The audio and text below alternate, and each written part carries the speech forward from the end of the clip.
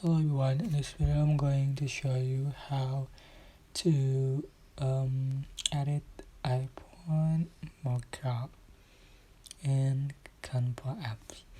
So you can open the Canva apps and select three lines in the top left corner.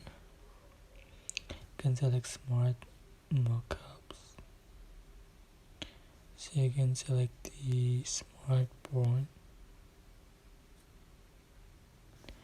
and select template you want. For example, select for the iPhone 13 and just click on it. Select success.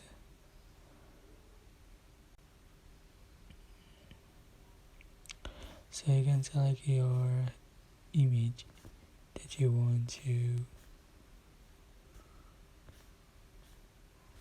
edit. Click select. That's it. Super simple. You can adjust for the image. You can change for the scale.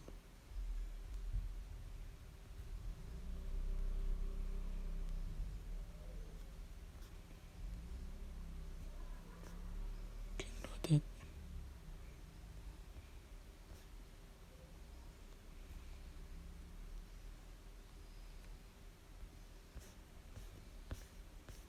Just click save.